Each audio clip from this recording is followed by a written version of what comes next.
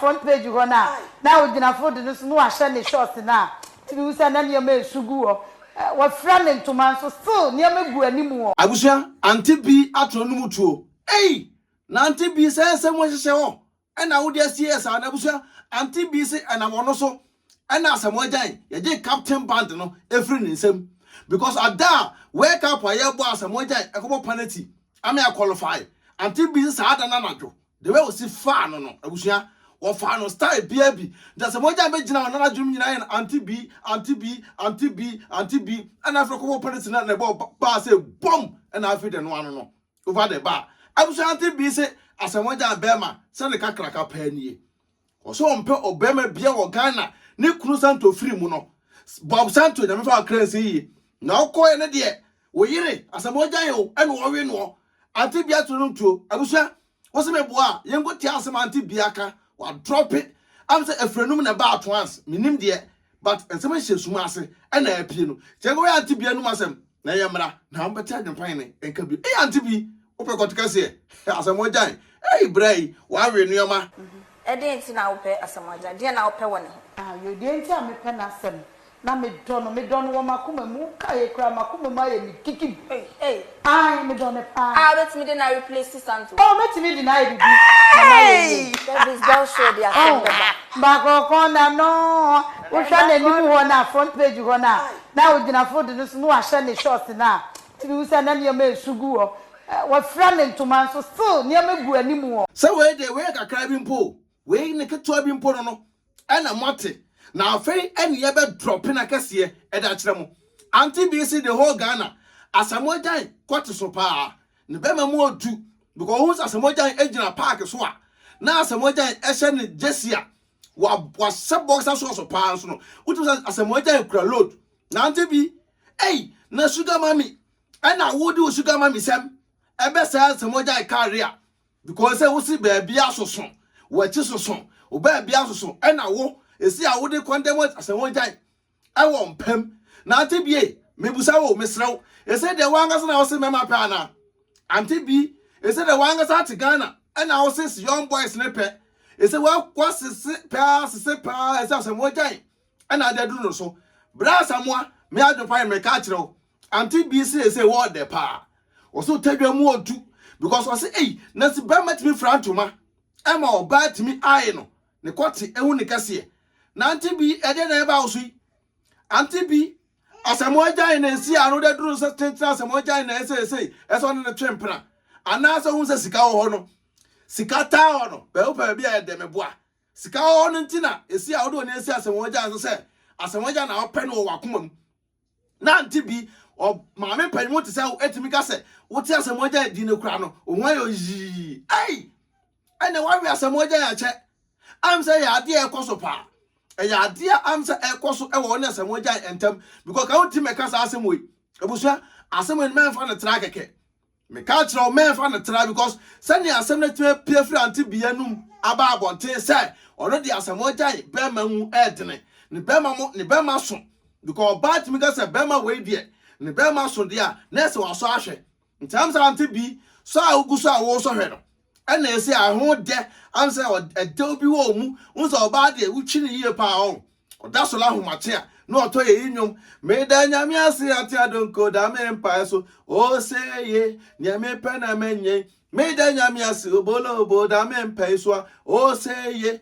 nyame pe na menye tuchi oba ni ya me to nyame ahomate asole nyom kwa na yi nyom kwa roboto ma wo ebi na achi Auntie Bee a ese oda kwotena ho na ese okekere no mu nsemi nti bra Asamoah bra mba yi wa no because say ye see a young girls bi wo ho na say omo eso ewe Auntie Bee so take you over. Auntie Bee so I better take it over because all my young girls no chance. Young girls no are watch it.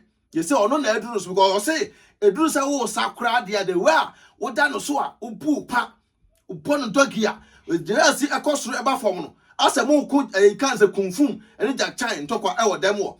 Now we are done so, dear, they are from me and no for. They are also grab on a twice, a son of Tomum, a fun style baby, at the best sheet, a catan at home. Now we say inside. Now Timmy aside the sunya eto na toase na ade ne puba soro. Now upon say pono Auntie Bee say Asamoah Gyan wakunu kra.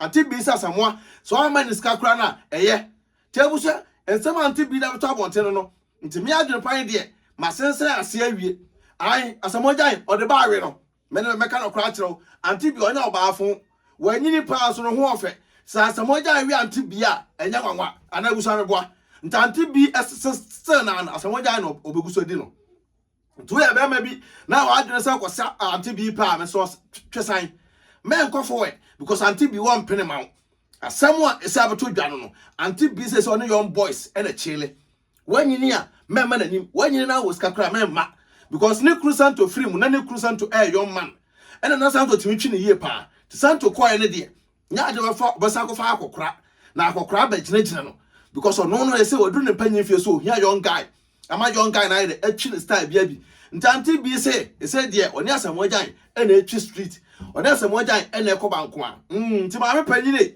Auntie Bee say de waya ase be ye nkra de o and because Asamoah Gyan no say football no so omobie nti wo ka say na wo so nti na Asamoah Gyan ye je ne captain band different nsem je ye ma wo Auntie Bee and na mo so na je Asamoah Gyan captain band different nsem je ye ma wo wodi die adi Asamoah Gyan imagine captain band every nsem and I know about turn up here from room and I walk asa into wait Auntie Bee about boa na anasa na ju so say kwakoje and ya kwai na kwakoje na dem wo de me ma hobi referee na wo pass me di me say referee no Auntie Bee say referee pa de ni me fie ntabusua say wo na baabia na ho Asamoah Gyan ya mesra wo men ko ne nchen say bia kwakọ wo yo ba akọ sene pe wo ya occupy dada Auntie Bee aso no mu aso no soro aso no fienfi aso na ya ase aso no ba bia kali ehun Asamoah Gyan obetimi fra ye ntuma tutugu so kente tutugu so na se ehun se ne be ma so de a ene oba aso bibi se ne ni ase pa sa oba akro no bibi se ne ni ase nti Auntie Bee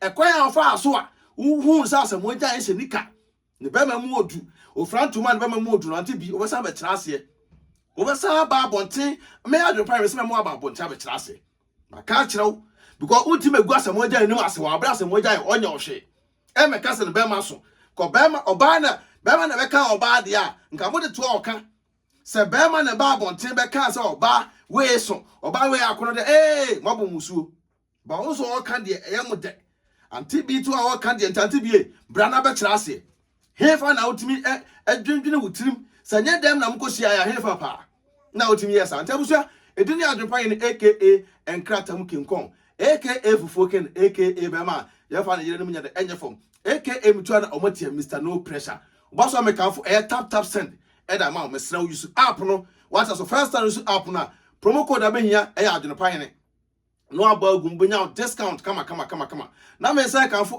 divine organic skincare product so I the ma divine so e UK divine be boa ama skin color na de atoso divine pills so e honoma pills so e boa ama stretch marks wo ho a ni nyina be ye firi ho so ati asabusua video we see a enuaba e ba be kasa enuaba ne kasa ye mu no e business a e boa obibia me so join say business no na so kona so ye na on kyerɛkyerɛ mu nyina na so so ba be ye odefo ba be ka esikafo ho what I say esika nyede empedede me do basia na nyame ado e be side e hye bim peace out me na net say me gidi se rade adom ho ye pa che fam dan na US na no na ne de mabase me be can digital marketing business as much as my community.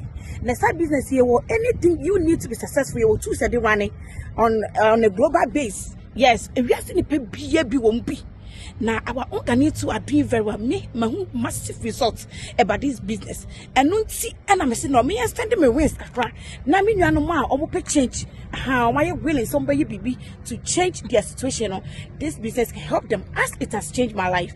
Anything reach out to me on my phone. I'm gonna me link in soon and I'll give you the rest of the information. Means because I be what I'm saying.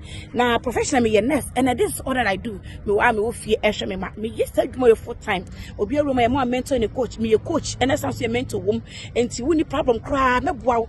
And at the end of the year no snow on be mao 10 months now they be file with tax. I said their course recently I went to New York for recognition and this is the pictures that I'm showing you. And to me, reach out to me because I came here to introduce this to you. Don't let this opportunity pass by you because if I did 2 years ago in Kenya and to reach out to me, I'll talk to you soon. Bye.